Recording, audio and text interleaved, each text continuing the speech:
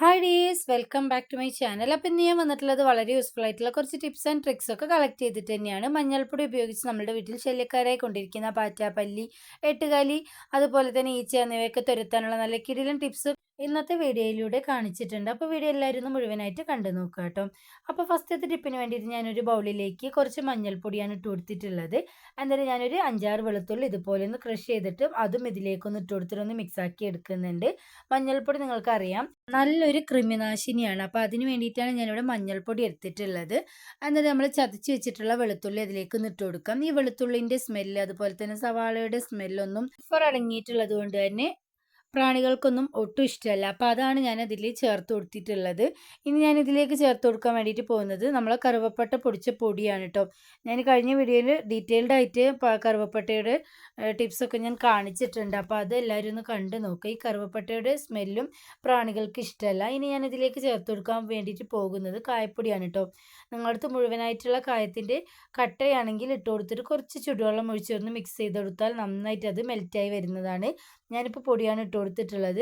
വെളുത്തുള്ളിയുടെയും കായത്തിൻ്റെയും സ്മെല്ലൊന്നും നമ്മളെ പാമ്പുകൾക്കൊന്നും ഒട്ടും ഇഷ്ടമല്ല കേട്ടോ. അപ്പോൾ നമ്മളുടെ വീടിൻ്റെ പരിസരത്തൊക്കെ ഇടയ്ക്കൊക്കെ ഇങ്ങനെ ഉണ്ടാക്കിയിട്ട് നമ്മൾ തെളിച്ച് കൊടുക്കുകയാണെങ്കിൽ വളരെ നല്ലതായിരിക്കും. ഇനി ഞാൻ ഇതിലേക്ക് ഇട്ട് കൊടുക്കാൻ വേണ്ടിയിട്ട് പോകുന്നത് ഹാർപ്പിക്കാണ്. അത് വളരെ കുറച്ച് മാത്രം മതിയാവും. നിങ്ങളതൊക്കെ മിക്സ് ചെയ്യാൻ വേണ്ടിയിട്ട് യൂസ് ചെയ്യാത്തൊരു ബൗൾ എടുക്കുകയായിരിക്കും നല്ലത്. അപ്പോൾ ഇതുപോലുള്ള നമ്മൾ യൂസ് ആൻഡ് ത്രോ ബൗൾസൊക്കെ ഉണ്ടെങ്കിൽ അതെടുക്കാവുന്നതാണ്. എന്നിട്ട് ഇതുപോലെ നന്നായിട്ടൊന്ന് മിക്സാക്കി കൊടുത്തതിന് ശേഷം കുറച്ച് വെള്ളം ഒഴിച്ചിട്ട് ഒരു മണിക്കൂർ നമുക്കിതൊന്ന് റെസ്റ്റ് ചെയ്യാൻ വേണ്ടിയിട്ട് വെക്കാം. ഇതിൻ്റെ എസൻസ് ഒക്കെ നന്നായിട്ട് ആ വെള്ളത്തിലേക്ക് ഇറങ്ങി വരുന്നത് വരെ തന്നെ നമുക്കൊന്ന് റെസ്റ്റ് ചെയ്യാൻ വേണ്ടിയിട്ട് വെക്കേണ്ടതുണ്ട്. അപ്പോൾ നിങ്ങൾക്ക് കണ്ടല്ലോ നന്നായിട്ട് ഇത് മിക്സായി വന്നിട്ടുണ്ട്. ഇനി ഞാൻ കുറച്ച് വെള്ളം ഒഴിച്ചിട്ട് ഇതുപോലെ ഒന്ന് റെസ്റ്റ് ചെയ്യാൻ വെച്ച് കൊടുക്കുന്നുണ്ട്. നിങ്ങൾ ഉണ്ടാക്കിയെടുക്കുന്ന സമയത്ത് കുറച്ച് അധികം തന്നെ ഉണ്ടാക്കിയെടുക്കുകയാണെങ്കിൽ ഒരു 2-3 ദിവസത്തിനൊക്കെ നമുക്കിത് കേടാവാതിരിക്കും. മഞ്ഞൾപ്പൊടിയൊക്കെ ചേർത്ത് കൊടുത്തുകൊണ്ട് തന്നെ നിങ്ങൾക്കറിയാമല്ലോ മഞ്ഞൾപ്പൊടി നല്ലൊരു പ്രിസർവേറ്റീവും കൂടിയാണ്. അതുകൊണ്ട് തന്നെ കേടാവാതെ ഇരുന്നോളും. അപ്പോൾ നിങ്ങൾ ഉണ്ടാക്കിയെടുക്കുന്ന സമയത്ത് കുറച്ച് അധികം തന്നെ ഉണ്ടാക്കിയെടുക്കുക കേട്ടോ. കാരണം നമ്മൾക്ക് എല്ലായിടത്തും സ്പ്രേ ചെയ്യാൻ വേണ്ടിയിട്ട് കുറച്ച് അധികം തന്നെ വേണ്ടി വരുന്നതാണ്. അപ്പം ഞാനിത് നന്നായിട്ടൊന്ന് വെള്ളം ഒഴിച്ചിട്ടൊന്ന് ജസ്റ്റ് ഒരു സ്പൂൺ വെച്ചിട്ടൊന്ന് മിക്സാക്കി കൊടുത്തിട്ട് ഒരു മണിക്കൂർ ഞാനിതൊന്ന് റെസ്റ്റ് ചെയ്യാൻ വേണ്ടിയിട്ട് വെച്ച് കൊടുക്കുന്നുണ്ട്.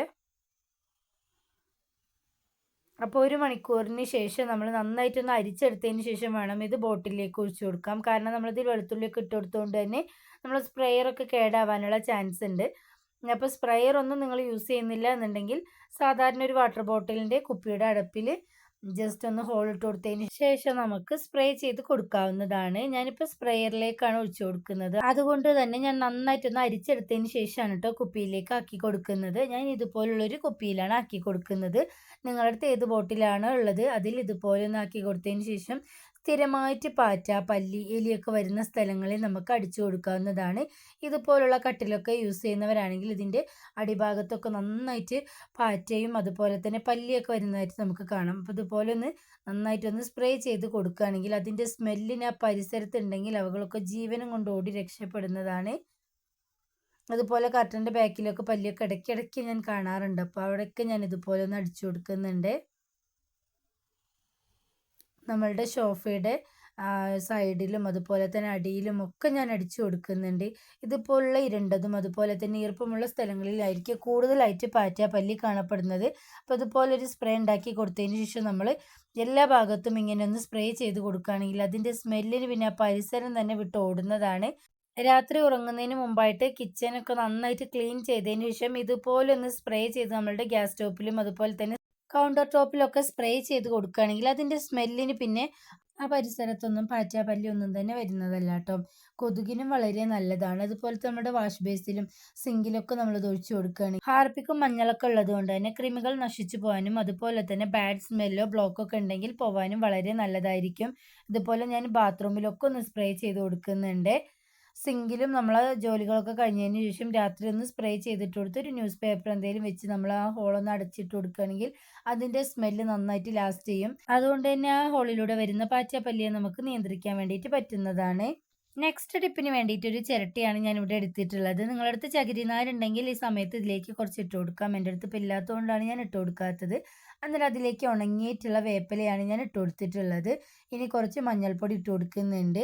വേപ്പില നിങ്ങൾക്കറിയാം, വേപ്പിലയും ഒരുപാട് ആരോഗ്യ ഗുണങ്ങൾ അടങ്ങിയിട്ടുള്ള ഒന്ന് തന്നെയാണ്. ഇനി ഞാൻ ഇതിലേക്ക് 2 കർപ്പൂരം ഇതുപോലെ ഒന്ന് പൊടിച്ചിട്ട് കൊടുക്കുന്നുണ്ട്.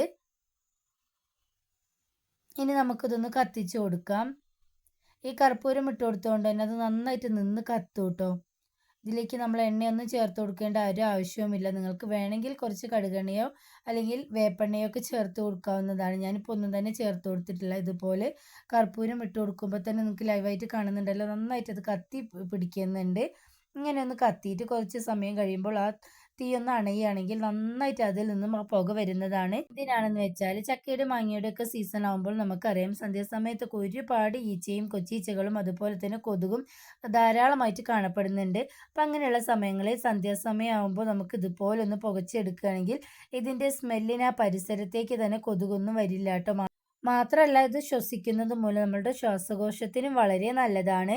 അപ്പോൾ യാതൊരു സൈഡ് എഫക്റ്റും ഇല്ലാത്തതുകൊണ്ട് തന്നെ ചെറിയ മക്കളും അതുപോലെ തന്നെ പ്രായമായവരൊക്കെ ഉള്ള സ്ഥലത്ത് നമുക്ക് ധൈര്യത്തിൽ യൂസ് ചെയ്യാൻ പറ്റിയ ഒന്ന് തന്നെയാണ്. അപ്പോൾ കുറച്ച് സമയം കഴിഞ്ഞപ്പോൾ നിങ്ങൾക്ക് കാണുന്നുണ്ടല്ലോ, നന്നായിട്ട് അതിൽ നിന്നും പുക വരുന്നുണ്ട്. ഈ ഒരു പുകയുടെ സ്മെല്ലിന് തന്നെ ഇത് കത്തുന്ന സമയത്ത് തന്നെ ആ വേപ്പിലയുടെ സ്മെല്ലൊക്കെ കൂടുതലായിട്ട് നമ്മുടെ വീടിൻ്റെ ഉള്ളിലായിട്ടുണ്ട്.